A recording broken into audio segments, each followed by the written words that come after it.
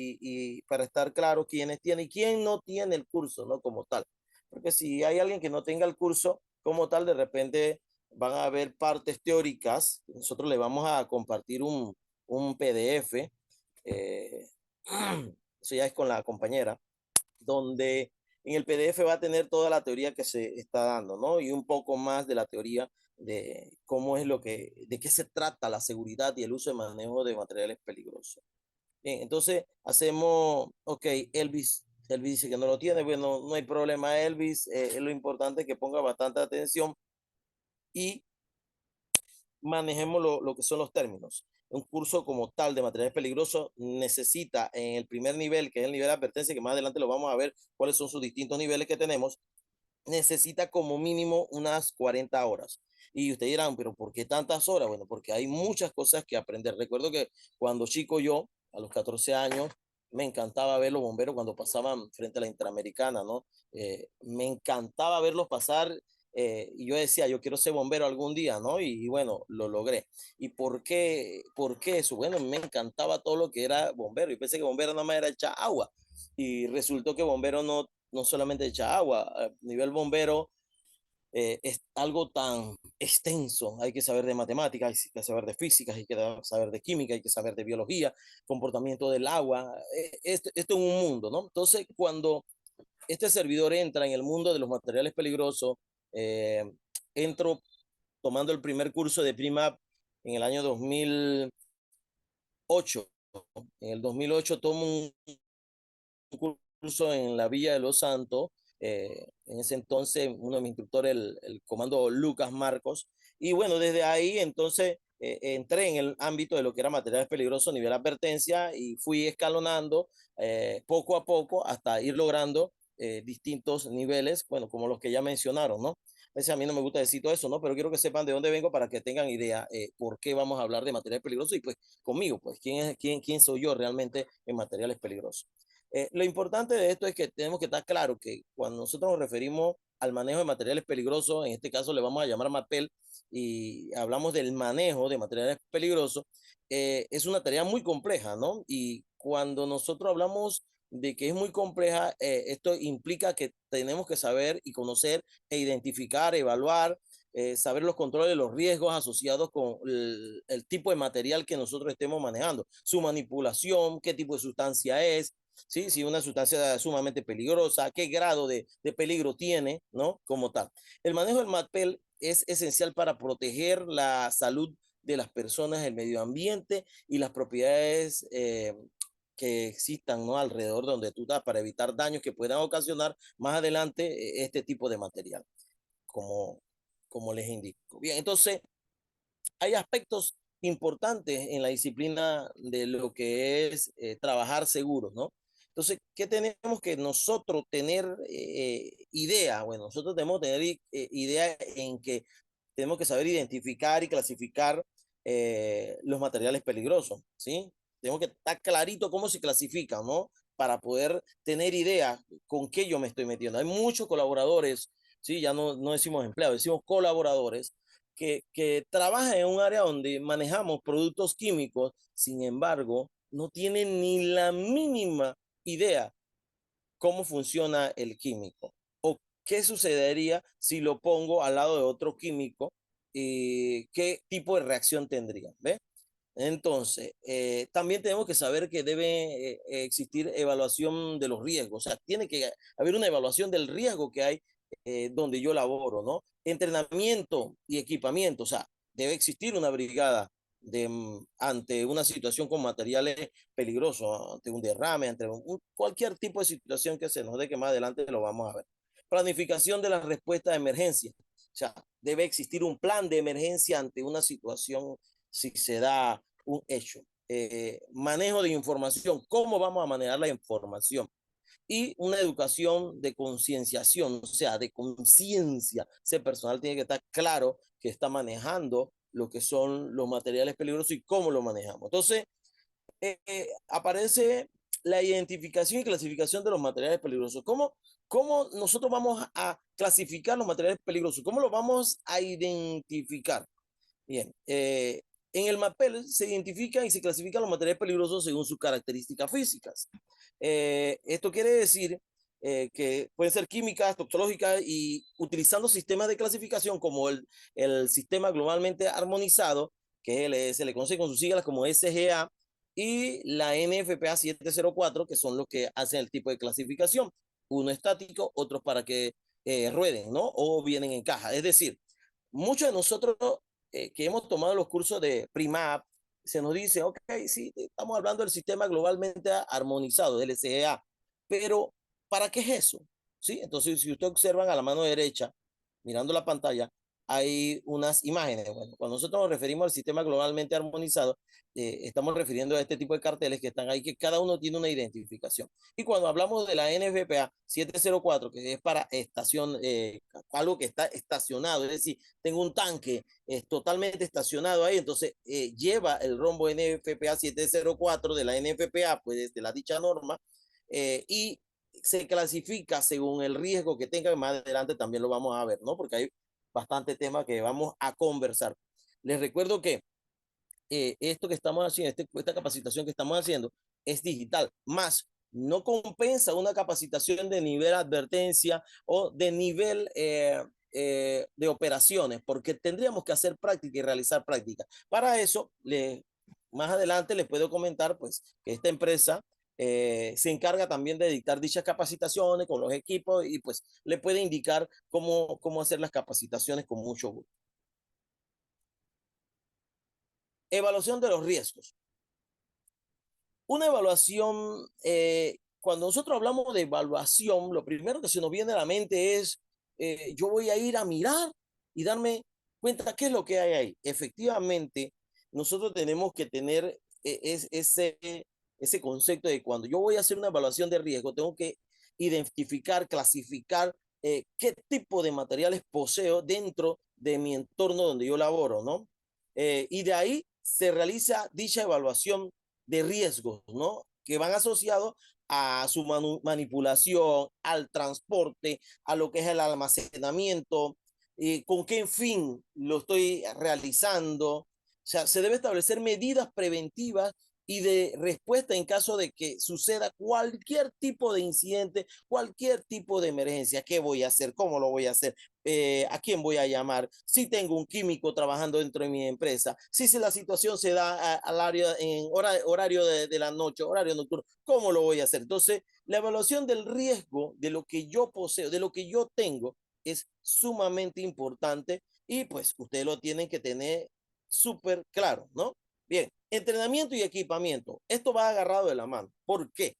Porque cuando usted equipa su personal en la empresa o su brigada se equipa, necesita entrenamiento. ¿Para qué? Para poder saber utilizar dichos equipos. Dichos equipos, como lo ven en esta imagen, aquí están trabajando con un cilindro, ¿verdad? Un tipo corrosivo, están intentando parar un derrame que tienen, una fuga que tienen en dicho cilindro. Y pues eso es lo que simula en esta imagen, pues que fue tomada de la web para poder establecerla, pues, y que usted lo vea. Ahí están los compañeros encapsulados, ¿no? Con sus respectivos equipos totalmente encapsulados, un clase A. En el MAPEL es fundamental contar con personal debidamente entrenado y equipado para la manipulación de materiales peligrosos, lo que implica el conocimiento de los protocolos de seguridad y el uso de equipos de protección personal adecuados para cada tarea que se realice. No solamente es ponerse un equipo de MAPEL, también tenemos que tener conocimiento que debemos estar óptimos, debidamente entrenados, físicamente aptos para poder ponernos esos equipos. Les soy sincero, es agotador en nuestro país, en Panamá. Porque si usted me dice, bueno, Walter, ¿y por qué dice que solamente en nuestro país es así? Bueno, en todos los países que haya un sol y temperaturas de las que nosotros estamos teniendo últimamente, es sumamente agotador. Sin embargo, si nos vamos a otro país, y le doy un ejemplo, pues de las países que he visitado, Argentina y Colombia, Argentina, en Buenos Aires, a las 9 de la noche, un mes de abril, la temperatura es totalmente fresca, fría, como si tuviéramos aire acondicionado afuera. En Panamá no. A esta hora todavía hace calor, 9, 6, de 6 a 9 todavía tenemos un poquito de calor, si acaso sopla un poco de viento. ¿Ve? Entonces, debemos estar sumamente entrenados, saber resistir, saber respirar con los equipos de respiración autocontenida, saber cómo se hace una descontaminación, evitar contaminaciones cruzadas, entre otras cosas que vamos a seguir viendo más adelante. Bien, otro de los puntos que tenemos que tener claro es la planificación de la respuesta ante la emergencia. Yo me planifico y me planifico exclusivamente para, en caso de que suceda algo. Hay muchos que nos dicen, no, pero es que tú siempre estás pensando las cosas malas, no estés pensando cosas malas, Walter. No es que debemos pensar cosas malas, es que tenemos que estar preparados, tener una planificación de respuesta ante una emergencia que se dé. Cuando nosotros tengamos una planificación ante una respuesta a una emergencia, créame que todo lo demás va a ser easy, le digo yo. O sea, fácil, sencillo. No nos va a preocupar en grado grande que, bueno, no tenemos el equipo. Por eso es que en tiempo de no guerra, nosotros debemos estar entrenados, debemos estar planificando, preparando ante cualquier respuesta de emergencia. ¿Sí? En una parte fundamental del MAPEL es la planificación de la respuesta ante la emergencia, dice la teoría, lo que implica la definición de los roles y responsabilidades de cada miembro del equipo de respuesta, la identificación de los riesgos potenciales, la identificación de los procedimientos para enfrentarlos. Bien, estoy en X lugar y si Walter sabe que está transportando etanol, bueno, yo debo conocer las propiedades del etanol, qué cantidad de volátil, qué temperatura tengo alrededor donde tengo los tanques que utilizo el etanol, por ejemplo, planteándoselo, ¿no? Debo saber que si se da un hecho, qué y cómo debo actuar ante dicha situación. Si el tanque tengo 1 millón de litros de bioetanol, entonces yo debo saber que es sumamente volátil y qué debo tener para mitigar una situación de esa magnitud. Entonces, eso tiene que estar escrito. ¿Por qué? Porque yo en ese momento que se dé una situación o un derrame, yo debo saber cómo actuar y en qué tiempo debo actuar, porque después de ese tiempo prudente ya va a estar fuera de mi control. ¿Ven? Ok, entonces, manejo de información. En el MAPEL es fundamental contar con información actualizada y precisa sobre los materiales peligrosos, lo que implica la actualización permanente de las bases de datos y la actualización del sistema de información adecuado para su manejo. Yo tengo que estar claro qué es lo que hay en el área donde yo estoy trabajando. Muchos y muchos. Y le pongo un ejemplo, vamos a hablar de nuestro hogar. En nuestro hogar, nosotros manejamos materiales peligrosos, claro, en pequeñas cantidades, pero manejamos materiales peligrosos. ¿Y dónde los archivamos? Debajo de la cocina. Ahí mismito tenemos el tanque de gas, LP, tenemos debajo del fregador la pintura, el tiner, que si el carbón para cuando voy a hacer al asado, guardé un poquito de diésel ahí. O sea, yo voy metiendo, meto los jabones, meto el mitolín, meto el cloro y voy metiendo materiales peligrosos ahí. Y entonces ese es el cuartito de materiales peligrosos de la casa. ¿Y dónde está? Dentro de la casa. Una mala combinación de este tipo de materiales, señores, equivale a algún tipo de situación que podemos lamentar más adelante. ¿Sí? Entonces, tenemos que saber el manejo de información. ¿Qué tenemos? ¿Dónde lo debemos poner? ¿Por qué debemos ponerlo afuera? ¿Por qué este material no es no se lleva con este tipo de material? Ejemplo, le doy un material que no se lleva. El, las pastillas de cloro en sólido no se llevan con los aceites, por ejemplo, el aceite de freno. Cuando yo hago esta mezcla, yo tengo una reacción química. Se incendia, puedo producir un incendio con gases que pueden cobrar la vida de una persona. Entonces tengo que tener el manejo de información. Ahora, llevándolo a la realidad donde yo laboro, donde laboramos y tenemos materiales peligrosos. Entonces, tengo que saber que no puedo estar colocando materiales peligrosos con otro tipo de material. Entonces, tengo que tener un inventario, o sea, saber lo que es el manejo de la información. Ok, bien. Que vi un mensajito ahí que de ellos, hey, ¿qué pasó? Listo. Educación y concienciación. Finalmente, el papel implica una educación y una concienciación permanente de las personas que están en contacto con los materiales peligrosos, lo que implica la capacitación y la difusión de información sobre los riesgos y las medidas preventivas asociadas al manejo con este tipo de materiales. Parece mentira, pero hay empresas donde se predica este tipo de información. Sin embargo, al momento de que los instructores se mueven del área, los colaboradores ya están acostumbrados a no utilizar la máscara porque dice que se asfixian. O de repente hacen el transbordo y no utilizan los equipos adecuados. Y ellos dicen, no, no ha pasado nada. Si no ha pasado nada, no, nunca va a pasar nada. Lamentablemente, eh, hay que estar claro que en los materiales peligrosos pueden causar daño a la persona. Puede ser el daño inmediato o puede ser progresivo, o sea que en años, entonces voy a, ay, mira, estoy sufriendo de un cáncer, pero mira, no, no sé por qué, si no tengo familiares con cáncer. Sin embargo, no recuerdo que trabajé en una empresa donde había químicos cancerígenos y pues yo no utilizaba el equipo y esto ocasiona este tipo de situaciones, ¿no? Y que son lamentables. Materiales peligrosos. Nosotros entendemos por materiales peligrosos cualquier sustancia o mezcla que por sus propiedades físico-químicas o toxicológicas, perdón, pueden causar daño a las personas, animales o todo lo que es el medio ambiente. Esto puede incluir productos químicos, gases, líquidos inflamables, explosivos, sustancias tóxicas, corrosivas, entre otras, ¿no? Misceláneos, peróxidos orgánicos, en fin, ¿sí? Un montón de químicos que hay que ahora los vamos a clasificar, que son 9, ¿no? Según la DOT. Bien, también podemos hablarlo y referirnos de esta forma. Es aquella que por su naturaleza produce o puede producir daños momentáneos o permanentes a la salud humana, animal o vegetal, a los bienes o al ambiente.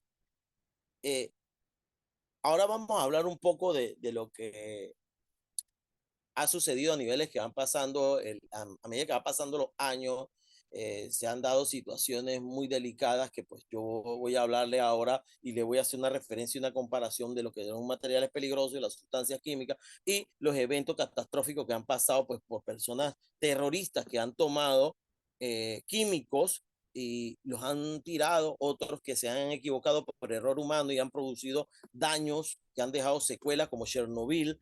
No sé si ustedes recuerdan eso, por allá por donde está la guerra casualmente, un daño en uno de los reactores que produjo un incidente. También le voy a mencionar un caso de Tokio, uno de los trenes, un producto que era sarín, pues, y se van a ir dando cuenta, pues, de lo que sucede y lo que es capaz el material peligroso, pues, y lo que hacen los terroristas para poder, pues, ganar gracia, le digo yo, que realmente no está mal. Bien, derrames y fugas.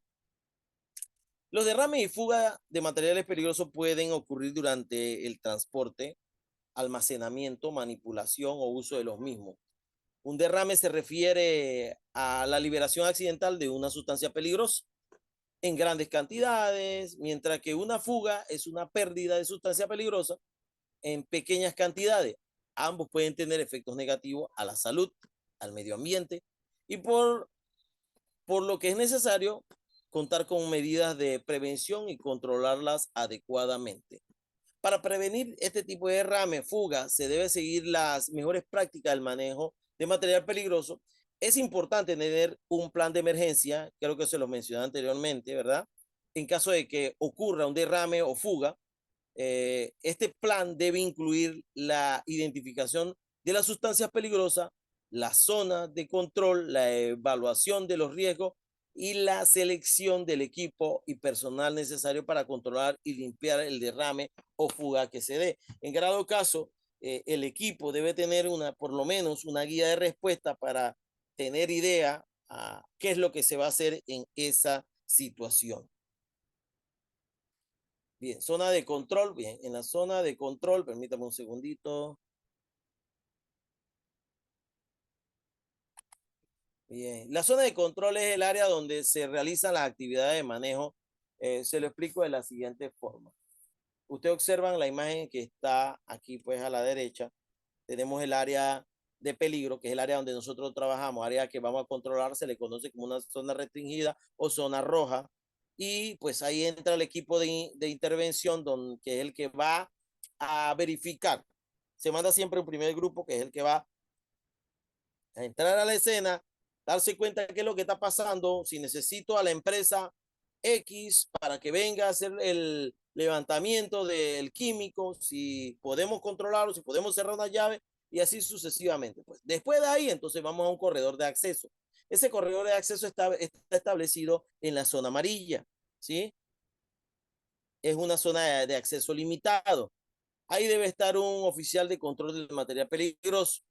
Debe, también conocido como oficial de seguridad, con su respectivo equipo, porque es una zona que viene el personal contaminado, ¿verdad? Del área de peligro donde se fue y se involucró, y posterior pasaría en esa zona, esa zona donde está el oficial, debe estar el equipo que va a estar en zona de descontaminación o zona de refugio, ¿sí? Ahí es donde vamos a descontaminar.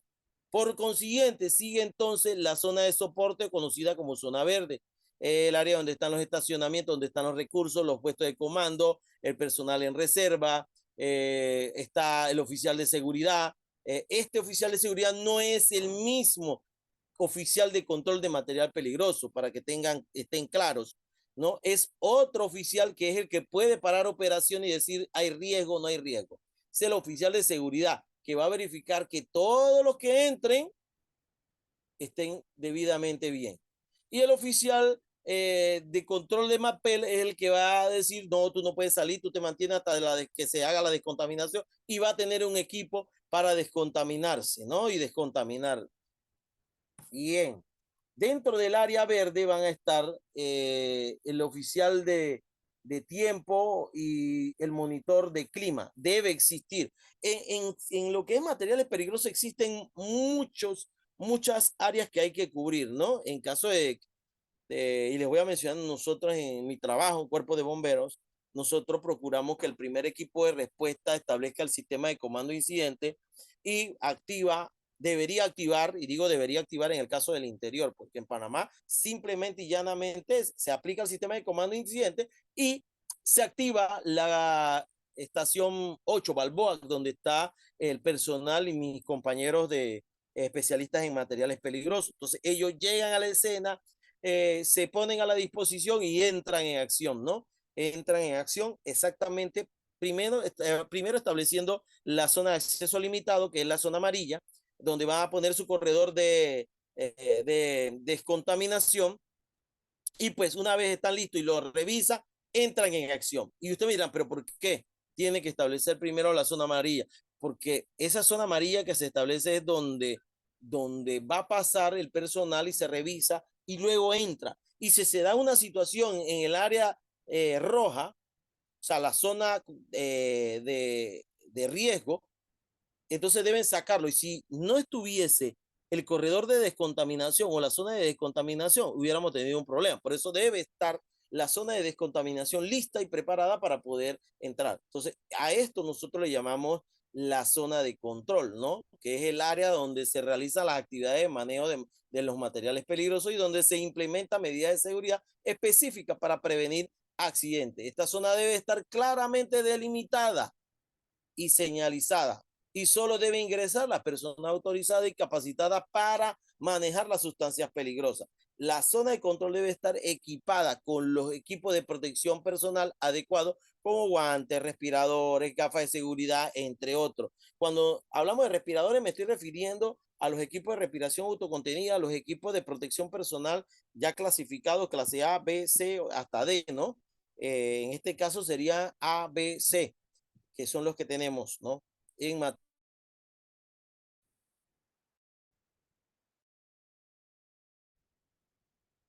descontaminación, creo que les hablé un poquito durante la diapositiva anterior y les hablé de la zona de descontaminación.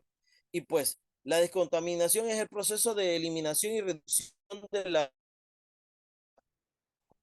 contaminación de una persona, equipo, a este proceso. Es un proceso súper importante para hablarles claro. Una mala descontaminación equivale a que voy a contaminar a mis compañeros en el área verde, y no puede ser. Sí, la salud de la nación debe ser realizada capacitado y utilizando equipos y materiales adecuados para cada tipo de sustancia peligrosa. La descontaminación puede ser necesaria después de un derrame o fuga o después de la manipulación de material peligroso. Los residuos generalmente ante la descontaminación deben ser trasladados adecuadamente y gestionados de acuerdo a los requisitos legales de su país, ¿sí? Les recuerdo que cualquier pregunta que tenga la hacen al chat para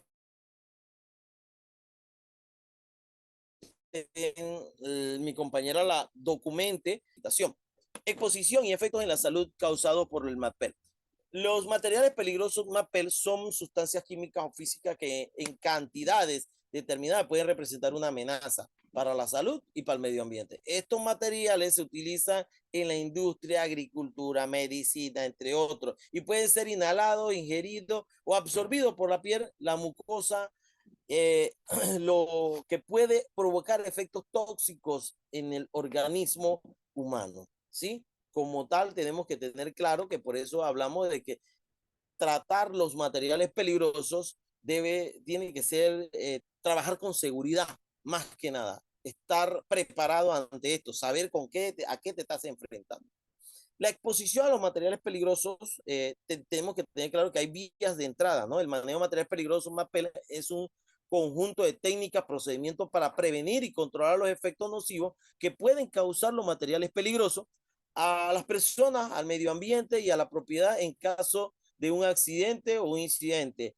El día de ayer, antes de ayer, hoy es lunes, fue el sábado, si no me equivoco, hubo un accidente en Colombia, no, en Brasil, perdón, donde un vehículo tipo furgón llevaba un material peligroso y se choca abruptamente contra una, era como un acantiladito que había, como un cerro que había, y puff, se observa con una cámara todo lo que pasa.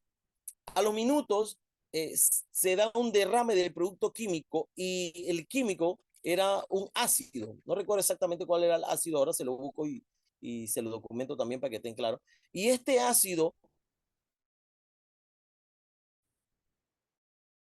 provocó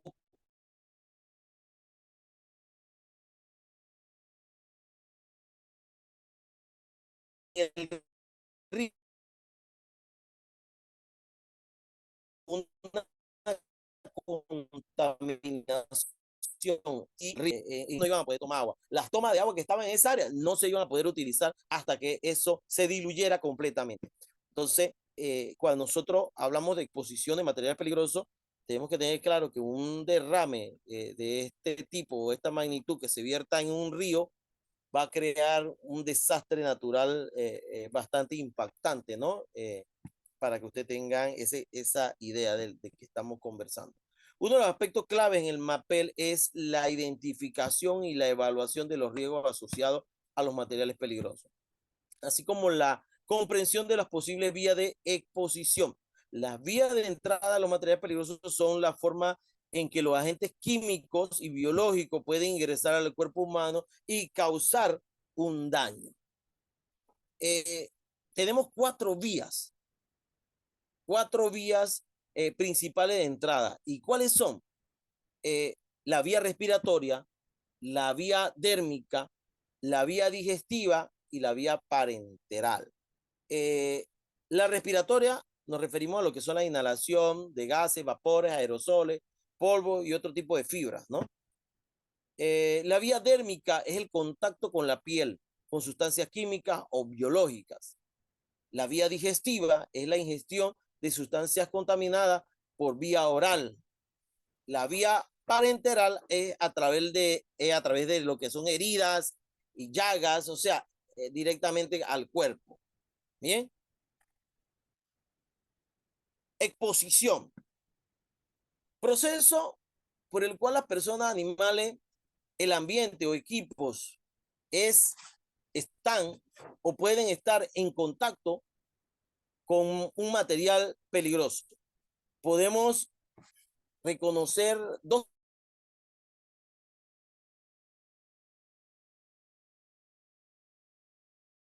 Es la alteración de la salud en forma inmediata o en corto tiempo después de la exposición, segundos o minutos u horas.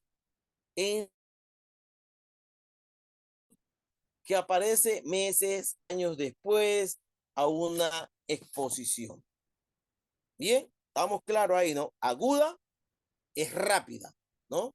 Crónica es al pasar del tiempo. Entonces, conversemos, la exposición a materiales peligrosos es un tema muy importante. El manejo de estos materiales y más los que trabajan con materiales peligrosos.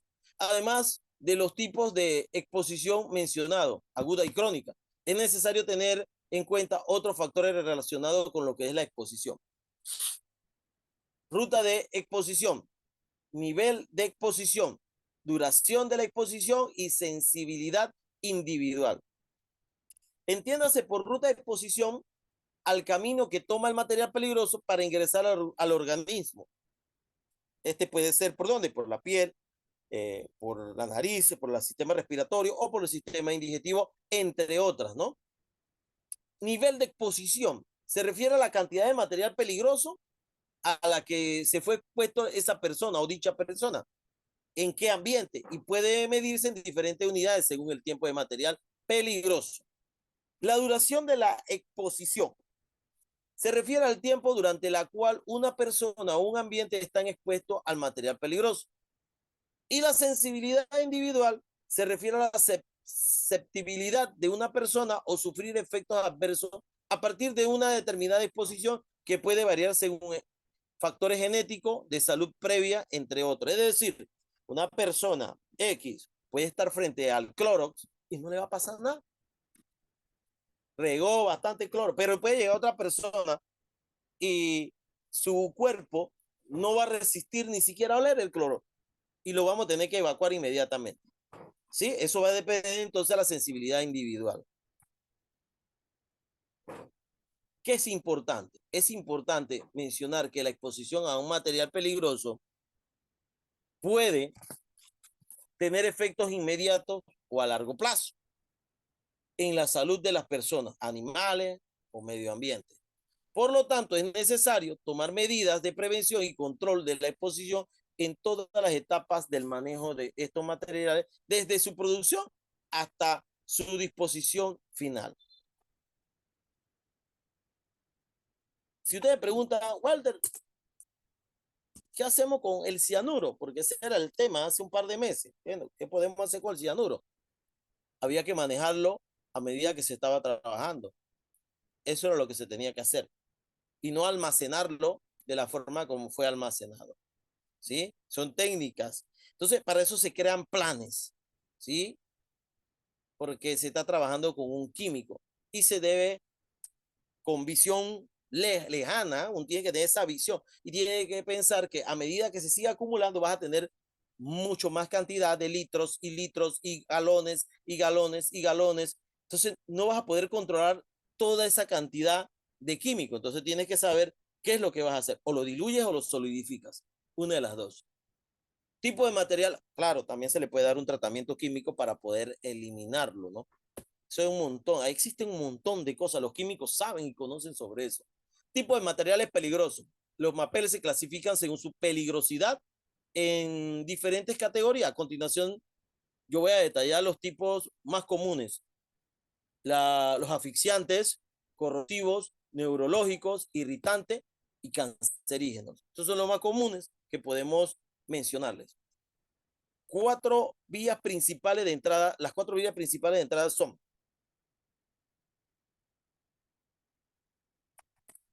permítame. Lo que le mencioné era, se me fue una diapositiva mal, discúlpeme por favor aquí. Aquí le estaba detallando, bien, perfecto. Aquí, riesgo del incidente con MAPEL. Aquí hablemos de lo que son entonces los riesgos con el MAPEL. Los más comunes y asociados con los materiales peligrosos incluyen incendios, explosiones, intoxicaciones, irritaciones, quemaduras, asfixia, enfermedades respiratorias, enfermedades crónicas como el cáncer. La exposición de los materiales peligrosos pueden ser a través de la inhalación, como se lo había mencionado, ingestión o contacto con la piel o los ojos. Es importante tener en cuenta que los riesgos asociados a los materiales peligrosos pueden ser controlados mediante medidas preventivas adecuadas, tales como la identificación, almacenamiento, manipulación segura de los materiales peligrosos, la capacitación y el uso de equipos de protección personal que debe tener la empresa con, con sus colaboradores, ¿sí? Es importante que exista esa relación, ¿no? Colaboradores, empleados, los colaboradores versus los empleadores, ¿no? O los jefes o los que están encargados de brigada, que les sepan dar el material adecuado para poder trabajar como debe ser. Comparación entre los incidentes con MAPEL versus otro tipo de incidentes. En comparación con otros incidentes, los incidentes con materiales eh, peligrosos requieren una respuesta específica para minimizar los riesgos asociados. Esta respuesta puede incluir evacuación de la zona afectada, la descontaminación o la eliminación adecuada de los materiales peligrosos. Entonces, aquí tenemos que estar claro que cualquiera de estas tres podemos aplicar, ¿no? Una evacuación rápida y oportuna, una descontaminación al área o una eliminación del producto que quedó en el área, ¿no? Además, los incidentes con materiales peligrosos pueden tener un impacto significativo a la economía, a la comunidad local. La gestión adecuada de los materiales peligrosos puede reducir los riesgos de incidentes y puede minimizar el impacto que puede ocasionar estos.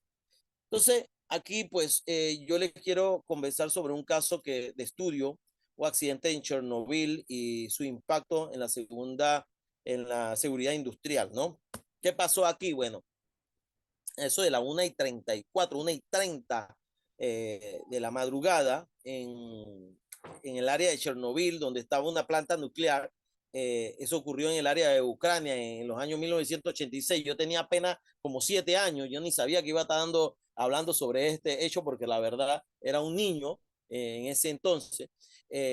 Y pues, ¿qué fue lo que sucedió? Bueno, ellos estaban realizando una prueba. No vamos a hablar, no estoy mirando la teoría, estoy pensando el documental pues que uno ve referente a este tipo de incidentes, pues. ¿Y qué pasa? Que estos tipos de incidentes se pueden dar por el descuido de un ser humano o se pueden dar pues produciéndolo pues ya sea por accidente, por un mal almacenaje. Entonces, ¿qué pasó aquí? Aquí hubo un descuido en uno de los reactores. Estaban haciendo una prueba de emergencia y hubo un descuido. Aquí murieron 2 personas, encontraron, encontraron esto, un cadáver, el otro cadáver no lo encontraron, desapareció. Vamos a ver ahora una foto de cómo quedó eso. Y en este incidente, pues fue una falla realmente, ¿no? Ellos hablaban de que el incidente fue causado por una combinación de fallas de diseño, que son realmente errores humanos y una serie de eventos imprevistos. El accidente liberó grandes cantidades de material radioactivo en la atmósfera, lo que resultó en la exposición de un gran número de personas a nivel peligroso de radiación, una radiación totalmente brutal. Entonces, ¿qué pasó dentro de esa situación? La evacuación que se realizó un día después, o sea que ya habían pasado casi 20, que si no mal recuerdo eran 29 horas habían pasado, o sea, después del incidente pasan 29 horas y se da la evacuación. O sea, todo eso que evacuaste iban a estar contaminados, o sea, iban a tener niveles de radiación.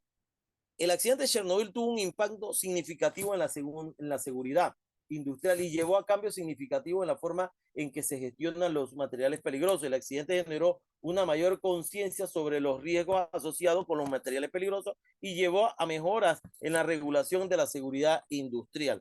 Entonces, bueno, eso pasó en el reactor número 4 y pues así fue como quedó. Eh, Lamentable, pues la pérdida, pues siempre he dicho que nosotros seres humanos nos gusta escribir las leyes con sangre, ¿no? Pues y no debe ser así, no debería ser así, ¿no? Lo más esencial sería que esto no pasara este tipo de situaciones.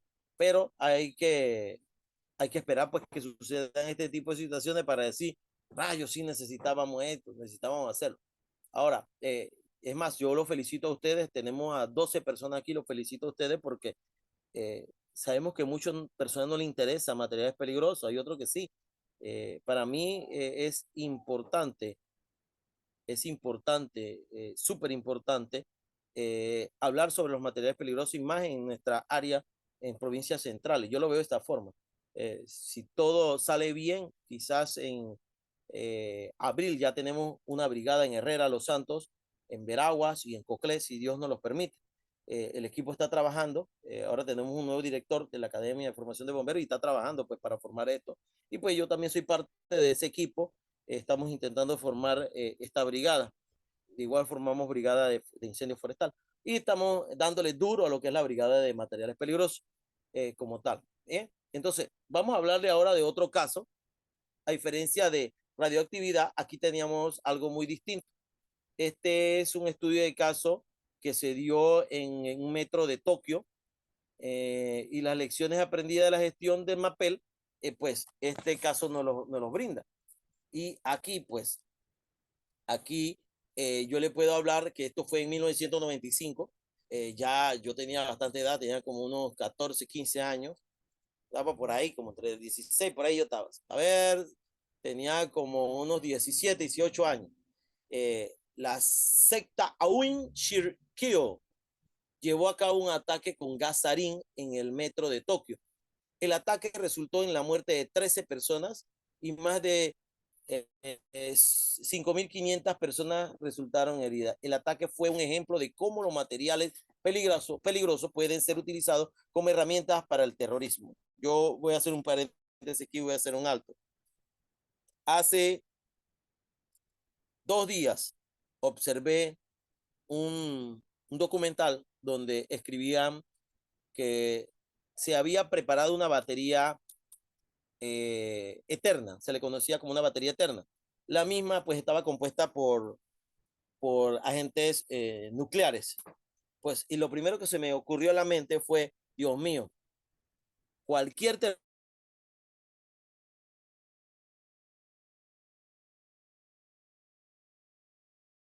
de explosivo que va a producir pánico. La tecnología puede ser muy buena, sin embargo, implica los materiales peligrosos y al implicar materiales peligrosos, ya la situación es otra, ¿no? Entonces, ¿qué pasó aquí en esta situación? El ataque en el metro de Tokio llevó a mejoras significativa en la gestión de materiales peligrosos en la industria y en la gestión de incidentes relacionados con materiales peligrosos en general. Se enfatizó que la importancia de la formación y la educación de los trabajadores sobre los riesgos asociados con los materiales peligrosos y la necesidad de planes de contingencia efectivos en caso de un incidente relacionado con un material peligroso.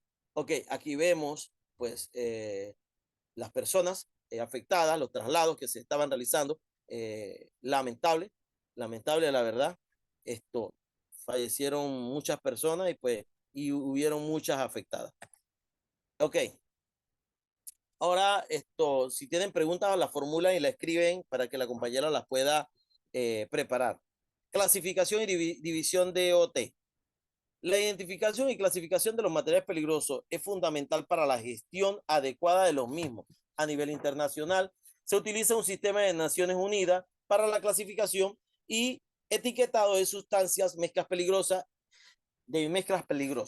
En los Estados Unidos se utiliza un sistema de la Administración de Seguridad del Transporte conocido como DOT. ¿Para qué? Para la clasificación de los materiales peligrosos. Criterios de peligrosidad en un material peligroso. Los criterios de peligrosidad en un material peligroso se establecen en la función de sus características físicas, químicas y toxológicas. Estos criterios son definidos por organismos internacionales como la Organización de Naciones Unidas, ONU, y la Comisión Económica para Europa, CEE, y se utilizan para la clasificación y etiquetado de los materiales peligrosos. ¿Quiénes son estos señores? Bueno, la toxicidad, la patogenicidad, radioactividad, inflamabilidad, corrosividad, y reactividad.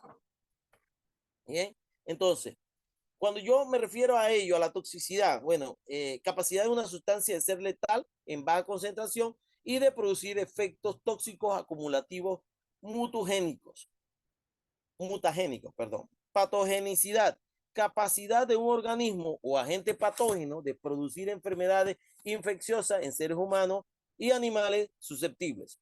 Radioactividad, fenómeno físico natural mediante el cual algunas sustancias, elementos y compuestos químicos emiten radiaciones electromagnéticas del tipo ionizante. Inflamabilidad, capacidad de una sustancia para iniciar la combustión provocada por la elevación local de la temperatura. C. Transforma en combustión cuando se alcanza la temperatura de una inflamación. La corrosividad, proceso de carácter químico causado por la determinación de sustancias que desgastan a los sólidos o que pueden producir lesiones más o menos graves a los tejidos vivos. Radioactividad, potencial que tiene alguna sustancia para reaccionar químicamente, liberando en forma violenta energía y o compuestos nocivos, ya sean por combinación con otra sustancia o descomposición o detonación. Clases y divisiones de la DOT. Cuando yo me refiero a la clasificación en las DOT, tenemos 9 clasificaciones. De esas 9 clasificaciones, nosotros tenemos a la mano derecha una imagen y en esa mano derecha están los números y está cada uno, ¿no? ¿Qué pasa? Ellas también están subdivididas. En la clase 1 hablamos de los explosivos y tienen subdivisiones. Estas subdivisiones en el PDF que yo le envié a la compañera que ella se los va a compartir en su momento, habla de las divisiones. División 1.1 en explosivos clase 1, división 1.2, división 1.3, 1.4, 1.5 y división 1.6. Cada una tiene un significado, ¿no? Que es el sistema de clasificación de peligro. En la clase 2 hablamos de los gases. En esta hay 3. La división 2.1 que invoca a gases inflamables, la división 2.2 que invoca a gases no inflamables, no tóxicos, la división 2.3 que invoca a los gases tóxicos, ¿sí? Y la clase 3 que habla de lo que son los líquidos inflamables, conocidos como líquidos combustibles para Estados Unidos. ¿Qué pasa? No hay división aquí en lo que es la clase 3. Tenemos la clase 4. Son sólidos inflamables. Son sustancias que pueden experimentar combustión espontánea, sustancias que en contacto con el agua desprenden gases inflamables, ¿sí? Y esta sí tiene 3 divisiones. La 4.1, que son sólidos inflamables, sustancias de reacción espontánea y sólidos explosivos insensibilizados. La 4.2, que son sustancias que pueden experimentar combustión espontánea. La 4.3, que son sustancias que en contacto con el agua desprenden gases inflamables. Y pasamos entonces a la clase 5, que son las sustancias oxidantes o peróxidos orgánicos. Tiene 2 divisiones. La división 5.1, que son sustancias oxidantes. La división 5.2, que son peróxidos orgánicos. Solamente son ellas 2. Pasamos a la clase 6. En la clase 6 existen las sustancias tóxicas y sustancias infecciosas. Está dividida en 2. 6.1 sustancias tóxicas, 6.2 sustancias infecciosas. Tenemos el clase 7, que son los materiales radioactivos, no tiene subdivisiones o divisiones. Tenemos la clase 8, que son sustancias corrosivas, tampoco tiene divisiones. Y tenemos el clase 9, que es la sustancia y objetos peligrosos varios, incluida la sustancia peligrosa para el medio ambiente, ¿no? Son sustancias misceláneas, se le conoce. Bien, como tal, estas son las que están clasificadas bajo la DOT, ¿sí? Vámonos entonces a conocer lo que es el diamante NFPA.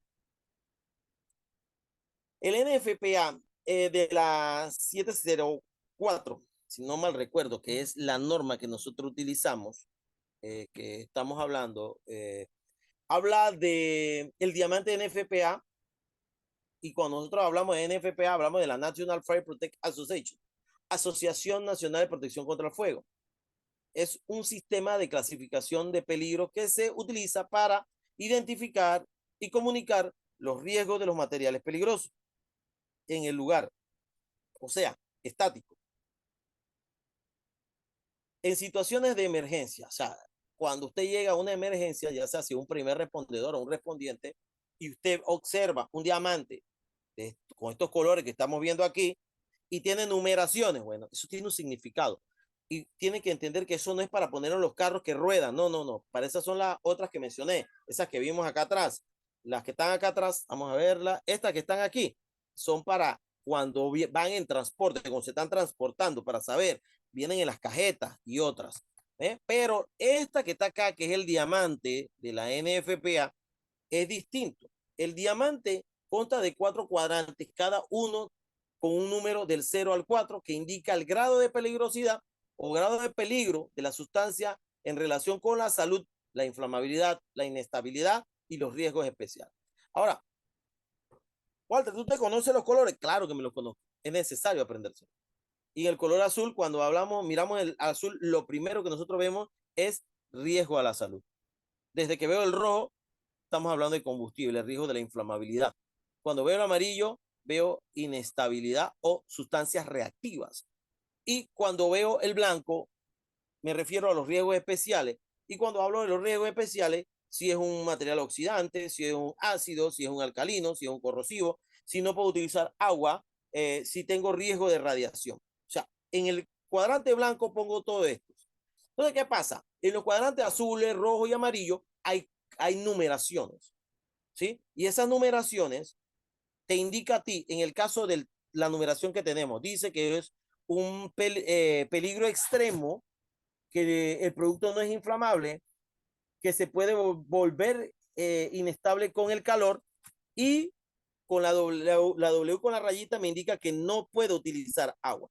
Cuando yo tengo esta característica, yo sé que no puedo utilizar agua, que es un riesgo inestable, que no es inflamable como tal, pero tengo un peligro extremo con ese producto. ¿Estamos claros? Entonces ya sabemos para qué utilizamos eso. Entonces ahí vamos a necesitar que la hoja de qué tipo de material peligroso yo tengo almacenado ahí. Bien, la NFPA 704 en su literatura indica sus alcances, indica qué realmente cómo puedes trabajar con los materiales peligrosos. Ahora, con la homologación que hizo la NFPA, todas las normas han sido captadas y se están agrupando, ¿no? No recuerdo en este momento, se me va la onda, dónde quedó la 704. Me parece que queda la 700, pero no recuerdo. Tengo que buscarle. Ahora, antes de terminar, le indico dónde quedaría la 704, la norma NFPA 704, en lo que es la homologación de las normas, basado en la NFPA.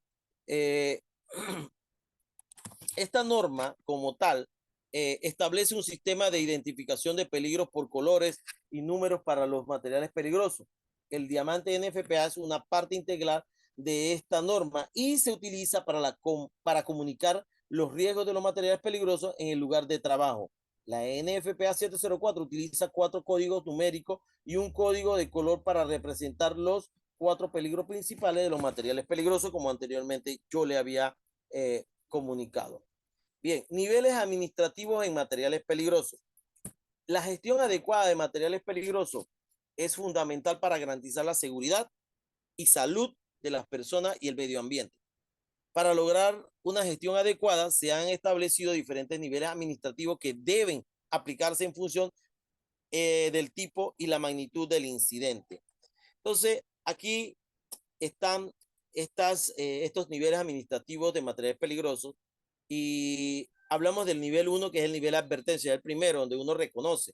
En los niveles de advertencia, que es el primer curso que nosotros tomamos, es como el PRIMAP. Es, es esencial conocer y saber qué uno hace como tal en este nivel.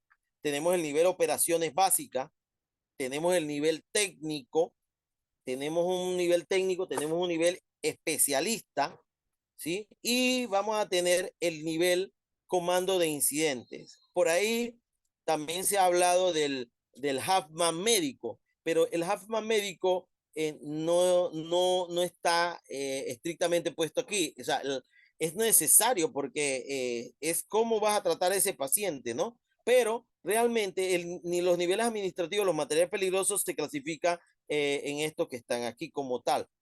Nivel advertencia, operaciones, técnico, especialista y el comando incidente como tal, que es el que hace la organización de la situación en caso de una emergencia donde se vea involucrado los materiales peligrosos, ¿no? Entonces, el nivel 1 de advertencia es el nivel más bajo y se aplica a situaciones que representan un riesgo menor.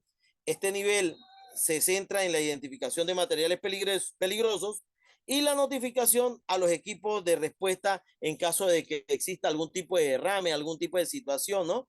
A lo largo del tiempo, como tal, este nivel como tal, ha evolucionado, perdón, para incluir sistemas de notificación y alerta temprana, así como herramientas tecnológicas que facilitan la identificación y seguimiento de lo que son los materiales peligrosos.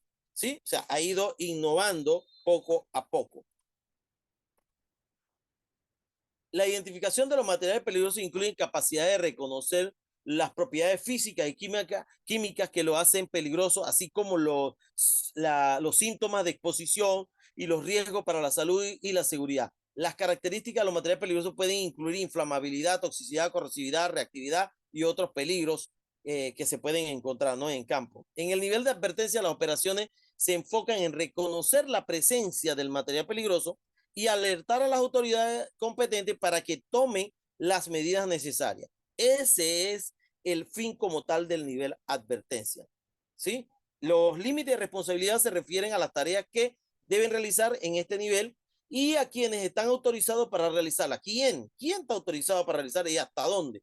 Los equipos que trabajan en este nivel deben estar capacitados para reconocer los materiales peligrosos y tomar medidas para proteger la vida eh, y la propiedad. Como tal.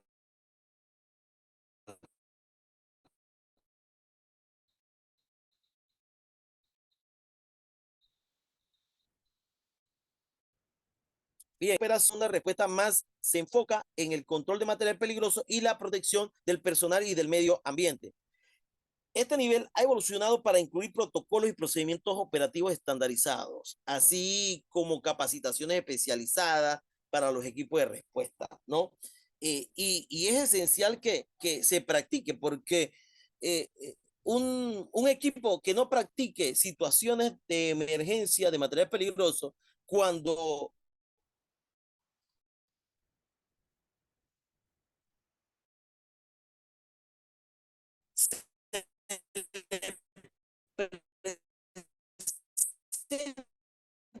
una situación, este equipo de operaciones, si no sabe dar respuesta a esta situación, no va a ser realmente y va a ser, tiene que estar debidamente que exista en los materiales peligrosos, tiene que saber de sus equipos de protección personal, la toxicología que exista en el material,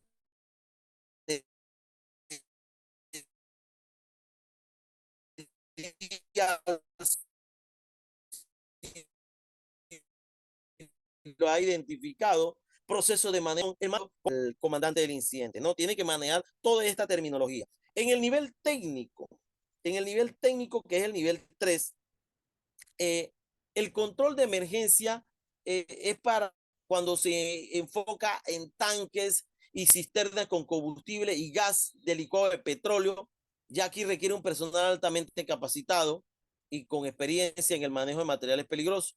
Es importante que el personal encargado tenga un conocimiento completo del equipo y los kits que se utilizan, el kit A, el kit B, el kit C, para qué se utiliza cada kit, instalaciones involucradas. Cuando yo me refiero a las instalaciones involucradas, tú tienes que saber qué tipo de área tú vas a trabajar, qué hay, si es una bomba de cloro que está en la parte de arriba de un cisterna, cómo debo utilizarlo, cómo se debe enfocar, cómo se debe trabajar y así sucesivamente. El control de fugas en tubería, accesorios, ajustes, retiro, reemplazo, cómo se cambian estos flujos, eso lo tiene que conocer un personal técnico. Tiene que saber y manejar estrictamente todo este tipo de accesorios, las tuberías que se dan. Bien. Eh, Ahora conversemos un poco y para que tengan idea de lo que se habla del nivel especialista. Cuando nosotros hablamos del nivel especialista, que pues, no está aquí, pero se los voy a mencionar, el nivel especialista, que es el nivel 4, este aplica la situación, se aplica en situaciones que requieren una respuesta altamente especializada y compleja. En este nivel se enfoca la gestión integral de incidentes, incluyendo coordinaciones de equipo multidisciplinarios y la implementación de estrategias y respuestas complejas. El nivel ha evolucionado para incluir herramientas y tecnología avanzada como laboratorios de muestreo para identificar realmente de qué tipo de material estamos hablando. Eh, eh, se hacen evaluaciones y hacen gestiones de riesgo ante en una situación de un material peligroso en el nivel especialista. En el nivel de comando de incidente, en el nivel 5, se aplican situaciones que requieren una gestión y coordinación a nivel estratégico. En este nivel se enfoca la planificación, coordinación, las operaciones de respuesta, así como la gestión de recursos y la toma de decisiones estratégicas de un incidente. Ahora, en el sistema de comando incidente en materiales peligrosos hay que saber tomar decisiones. No solamente puede ser una persona que sea un bombero, tiene que ser una persona especialista en el área. Tiene que conocer de materiales peligrosos, tiene que saber qué es lo que se hace, cómo se pasan ese sistema, cómo se maneja ese sistema. Bien, bien. A ver qué hora tenemos, son las 7:43. Tengo casi una hora de estar hablando, de repente ya los tengo un poco abombados por técnicas de enseñanza y es importante que se estiren, se paren de la silla, vayan por un café en el momento, tomen su vaso de agua y estén claritos que deben estirarse porque no pueden estar sentados toda la distancia escuchándome porque se me van a cansar de estar escuchándome. Este está hablando, será que está leyendo, será que no, o sea, yo quiero compartir, quisiera, ya está en la práctica, ya quisiera estar poniéndole los equipos de respiración, muchachos, quisiera estar con los equipos clase A, explicarle los kits, pero teóricamente solamente se lo puedo conversar para que tengan idea. Pues el día que tomen un curso y vayan a los distintos niveles, entenderán cómo son las prácticas, ¿no? Para que estén claros. Ya se tiraron, ya se pararon. Yo imagino que tienen que haber ido a buscar su galletita. Yo todavía no voy a hacer preguntas, pero pueden ir a buscar su galletita, tomar su café, tomar su trago de agua para poder estar pretty. Vamos a darle 3 minutitos para que puedan hacer eso. Son las 44, 45, 46, 47. A las 47 continúo con el manejo de materiales y sustancias peligrosas. ¿Ok?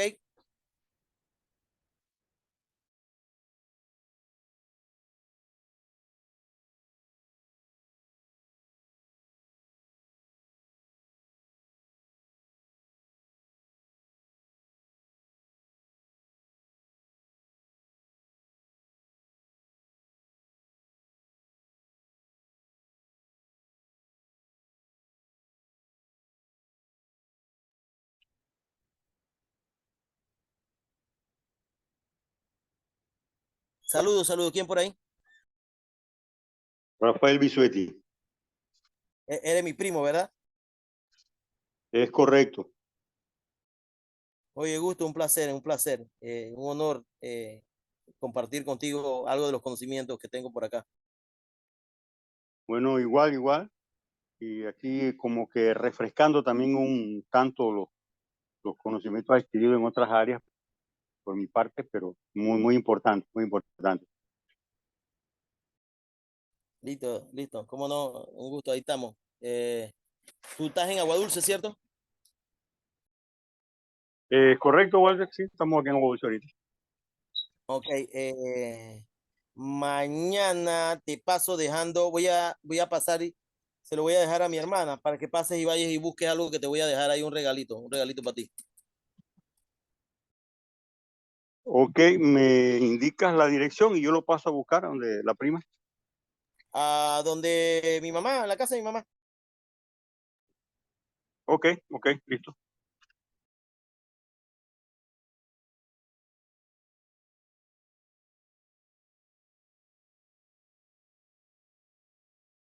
Walter, ese vi el puerto atrás de Bonla, ¿no?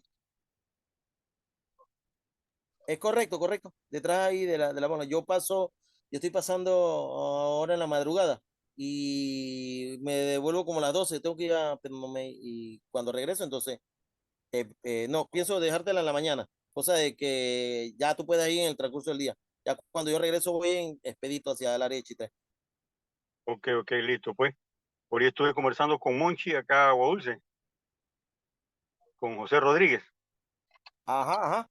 Me comentó sobre la brigada. Bastante interesante, pero faltaría ver algunos temas ahí puntuales sobre equipos y esas cosas, pero los conocimientos, como digo yo, no pesan y nos sirven de mucho, mucho. Así que está bien, pues dale, yo paso en el transcurso de la tarde, será que salgo del turno de trabajo a buscar eso allá. Listo, listo, listo. Lo que te voy a obsequiar es una guía, la guía 2020, te la voy a obsequiar para ¿La que la GRE? tengas. 20. ¿Te refieres a la GRE? Sí, correcto. Ah, ok, listo, listo, es difícil conseguirla, así que gracias. En agosto te doy entonces la otra, la 2024, una vez esto me llegue el pedido.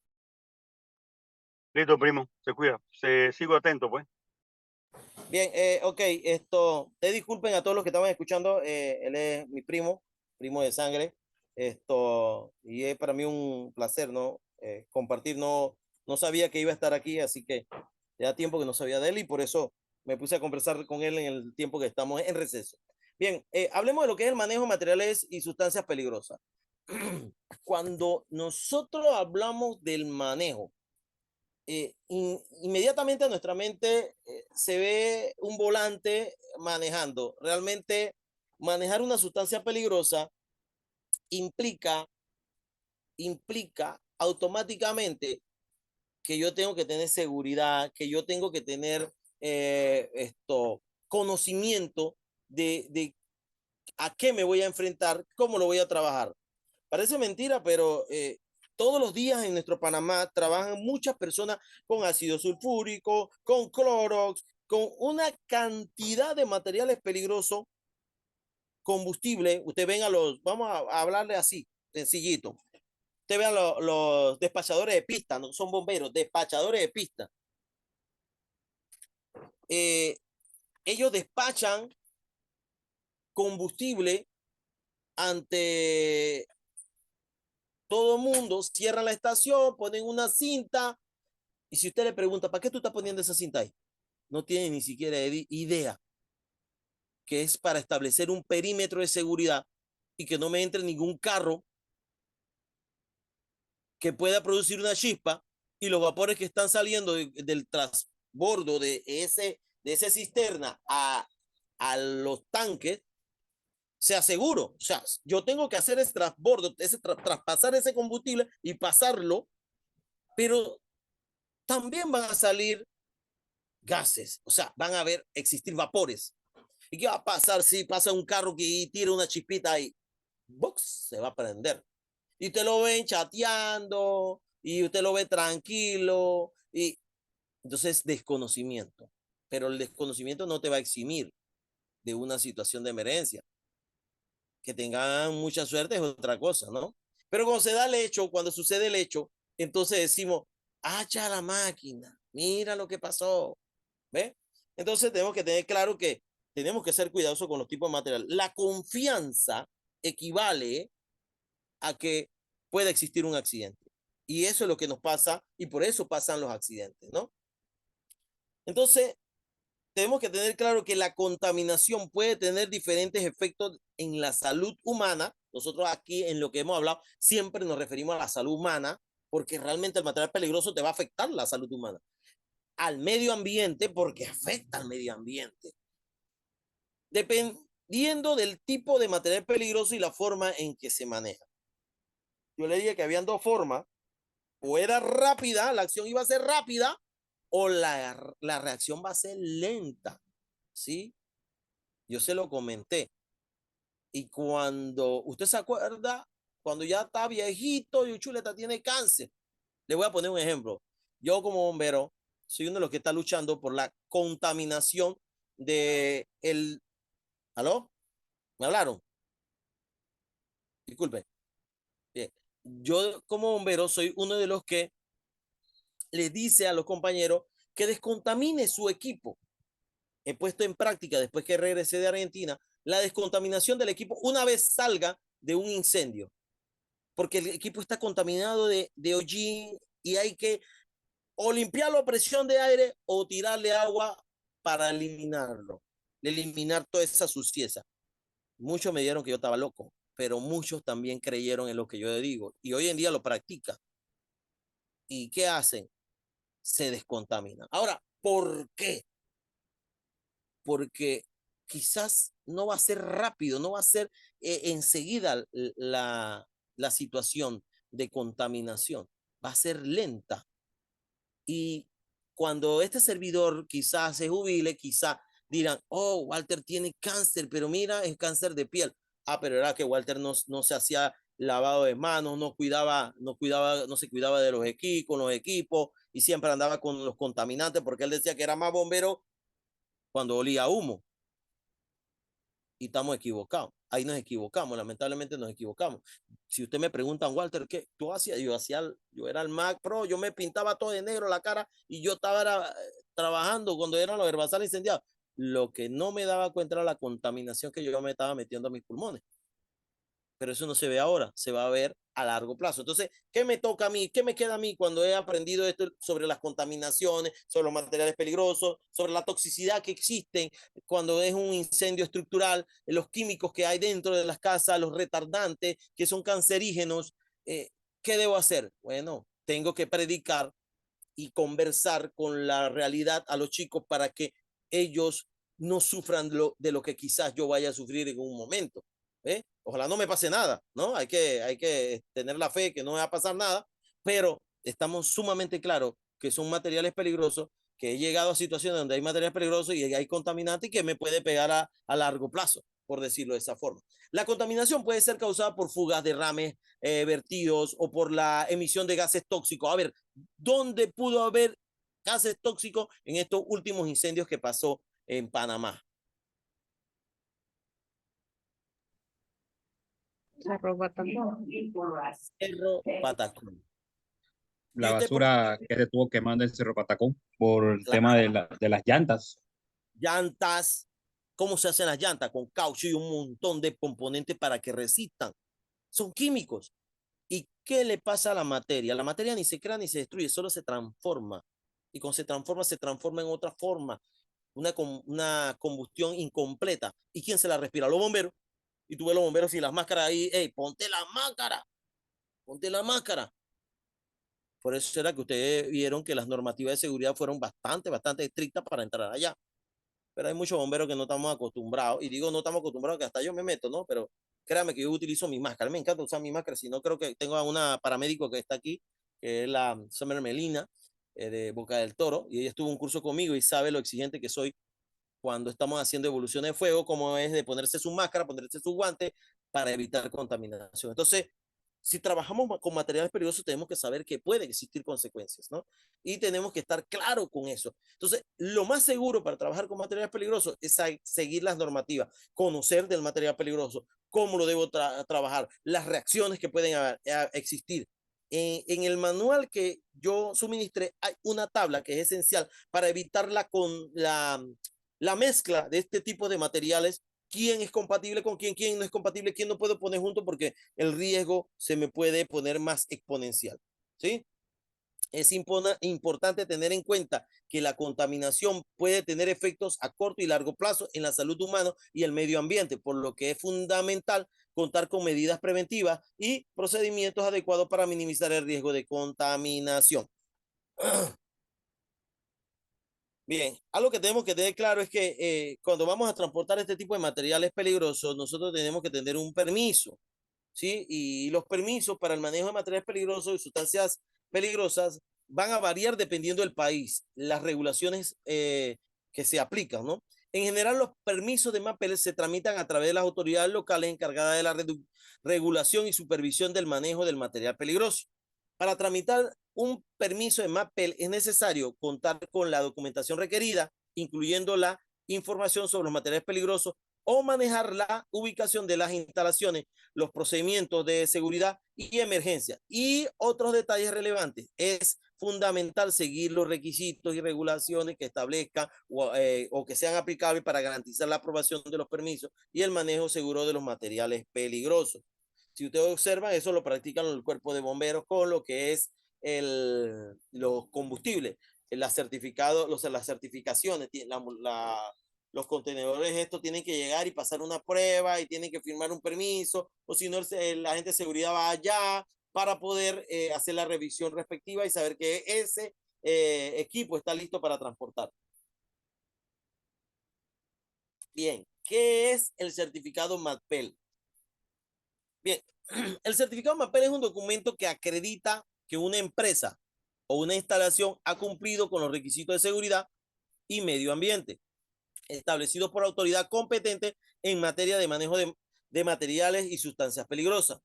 Para obtener dicho certificado MAPEL se debe cumplir con ciertos requisitos, a pasar por inspecciones y evaluaciones rigurosas. Este certificado puede ser requerido por los clientes o contratistas para asegurarse de que la empresa cuenta con las medidas de seguridad necesarias para el manejo de lo que son los materiales peligrosos. Quizá en Panamá no se esté manejando de esa forma o haya muchas empresas que están pasando, por decirlo de esta forma, agachados. ¿Ven? Bien. ¿Cómo usar los rótulos de seguridad? Los rótulos de seguridad son una herramienta fundamental para identificar y comunicar los riesgos asociados al manejo de materiales y sustancias peligrosas. Estos rótulos deben ser utilizados en envases, contenedores y áreas de almacenamiento y deben contener información sobre peligro específico asociado con el material, como por ejemplo, que la inflamabilidad, la toxicidad, la explosividad, entre otro tipo de situaciones que podemos encontrar con este tipo de materiales peligrosos. Es importante que los rótulos de seguridad sean claros, legibles y resistentes. No que imprimí una hojita y pégalo ahí, le cae un palo de aguacero y se deterioró. No puede ser. Las condiciones ambientales a las que serán expuestas, además, tenemos que estar claros que si yo sé que este letrero que voy a poner no soporta las condiciones, yo no le puedo poner una cosa mala, tiene que ser una cosa resistente, ¿no? Va a aguantar sol, va a aguantar agua, entonces tiene que ser algo que sea resistente, ¿no? Y saber que debe estar cambiándose periódicamente porque este sol y con agua todo lo va a deteriorar, ¿no? El ambiente, la naturaleza se va a encargar de eso. Es importante que los rótulos de seguridad sean claros, legibles y resistentes, lo dice la teoría. Los trabajadores que manejen o estén expuestos a materiales y sustancias peligrosas deben estar capacitados para identificar los rótulos de seguridad y conocer su significado. De esta forma, se puede prevenir accidentes y minimizar los riesgos asociados al manejo de estos materiales como tal.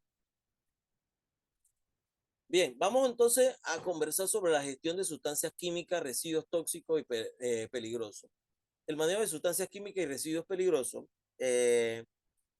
es un tema de gran importancia porque tomando como referencia la industria y la gestión ambiental, tenemos que tener en cuenta que hay que saber manipular correctamente estos tipos de materiales. Pues el no manejarlos adecuadamente o correctamente, como sucedió en un caso por acá en la provincia de Herrera, un cisterna que era de aleación de aluminio, se le colocó soda cáustica y fue derritiendo los bordes de la soldadura donde iba el contenedor ese y resultó que se fue derritiendo y empezó a existir un derrame, ¿no? Eso fue, el carro paró, la mula paró por ahí por la entrada de Potuga y pues se dio una situación con soda cáustica y pues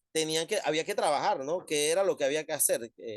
Si el producto, eh, cómo lo iban a devolver a un tipo, pero otro tipo, a hacer un trasiego. Pero no se dio nada de eso porque como el vehículo que transportaba no tenía realmente el tipo de cilindro adecuado para transportar, pues se dio esta situación con aluminio. O sea, se debilitaron las paredes de aluminio con la soda cáustica y pues sucedió eso. Ahora, ¿dónde se fue ese químico? Bueno, por cuestiones de la naturaleza, la tierra se encargó de chupar ese producto químico, pues, y no alcanzó a que pasaran situaciones mayores, ¿sí? Se diluyó entonces en la tierra. Para el manejo de esta sustancia es necesario tener un conocimiento completo de los peligros asociados a cada una de ellas, así como de las regulaciones normativas que rigen el transporte de almacenamiento y disposición final. Miren, les comento que eh, es tan importante tener una guía de respuesta a emergencia, pero tan importante, y le comento una anécdota de la última actualización 2024, que está a punto de salir ahora en abril. ¿Qué pasa? Que han cambiado ciertas numeraciones, ya no se va a hablar de páginas, se va a hablar de secciones en la guía de respuesta, y hay una serie de cambios que se fueron realizando y que son mejoras, que es importante, ¿no? Se agregó un contenedor nuevo, un cisterna nuevo para identificación y como tal, pues un montón de cosas que han ido cambiando. Ahora, ¿por qué es importante? Le digo que es importante porque los creadores de las baterías de litio y ferrofosfato de litio, entre otras, le han pedido a Siquime que le brinde, les dé permiso para ubicar la disposición de emergencia que ellos tienen en la guía donde se habla de las baterías de litio, para que ellos lo puedan poner en sus dispositivos. Es decir, cuando ellos fabrican su dispositivo, en caso de emergencia, ellos tienen que poner una etiqueta. Bueno, ellos le pidieron autorización a Siquime para utilizar lo que dice Siquime. Imagínense a tal punto cómo está Siquime trabajando, ¿no? Y lo que puede suceder. O sea, ni ellos mismos, ni los que construyen, eh, crearon y hablaron de, no, cuando se trata de una batería de ferrofosfato de litio, debes hacer esto. No, no. Quien lo hizo fue Siquime. Siquime con la experiencia y los estudios dijo, se debe hacer este procedimiento. Entonces, ellos decidieron utilizar parte del texto de lo que está en la guía 2024 para colocarlo en las baterías que ellos tienen, ¿no? Bien, eso con lo que es la gestión de sustancias químicas y residuos tóxicos, entre otras cosas. Sustancias, hablemos de lo que es el manejo de sustancias químicas y residuos peligrosos. El peligro de una sustancia química se define por su toxicidad, inflamabilidad, reactividad y capacidad para causar el daño al medio ambiente. Estos criterios se utilizan para clasificar las sustancias peligrosas y determinar las precauciones que se deben tomar para la manipulación y transporte. Ahora hablemos de lo que son las hojas de datos de seguridad. Creo que todos saben lo que son las hojas de datos de seguridad y son documentos que contienen información detallada, excepto los que no han tomado el curso, lógico. Estas son proporcionadas información sobre los riesgos para la salud y el medio ambiente asociado con el uso, el almacenamiento, el transporte y la eliminación de las sustancias químicas. Además, las hojas de seguridad también proporcionan información sobre las medidas de seguridad que debe tomarse para minimizar los riesgos. Es importante que los trabajadores que manipulen sustancias químicas y productos peligrosos estén familiarizados con la HDS y sepan cómo utilizar las HDS. Deben estar disponibles en todo momento en el lugar de trabajo y deben ser actualizadas regularmente. Eso lo hace el equipo, ¿sí? Las HDS deben contener lo siguiente, la siguiente información: identificación del producto químico, nombre, sinónimos, número, el CAS, número de CE, fórmula molecular, peso molecular, nombre, dirección del fabricante e importador, identificación de los peligros, clasificación de peligro, etiquetas de peligro, identificación de peligros específicos, por ejemplo, la toxicidad, la inflamabilidad, la explosividad, la reactividad, efectos agudos y crónicos para la salud, efectos sobre el medio ambiente, composición, información sobre los ingredientes, lista de ingredientes peligrosos, impurezas y aditivos, medidas de primeros auxilios, descripción de los primeros auxilios necesarios en caso de contacto con la piel, los ojos o la inhalación de este producto. Medidas de lucha contra incendios recomendadas para extinguir un incendio que involucre productos químicos, precauciones especiales para los bomberos. Medidas en caso de un vertido accidental. Medidas a tomar en caso de vertido accidental, precauciones especiales para evitar la contaminación del agua, del aire y del suelo. Manipulación y almacenamiento. Precauciones a tomar durante la manipulación y el almacenamiento. Requisitos para almacenamiento seguro.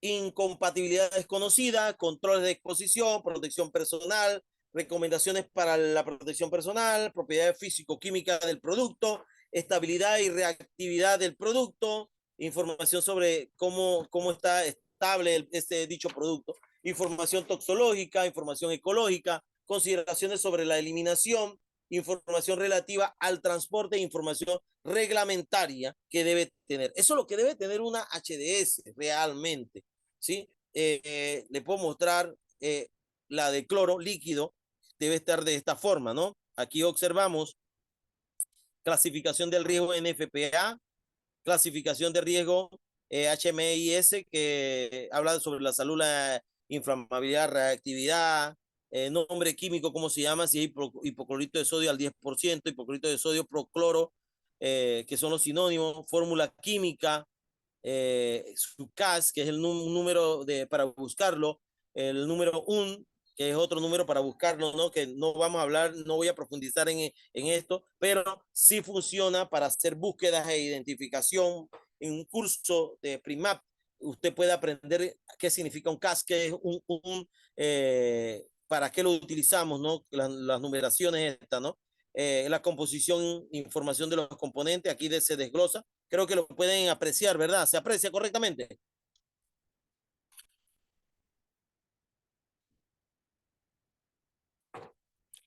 Sí, se aprecia. Gracias, mi hermano Isaac. Bien, entonces, si hay alguna pregunta, bueno, viene el momento de las preguntas y poder ir conociendo un poquito más. Les voy a dejar este pensamiento que a mí me encanta mucho, de verdad, y dice así: la buena suerte es cuando la oportunidad se encuentra con la preparación, mientras que la mala suerte es cuando la falta de preparación se encuentra con la realidad. Elaine Goldratt.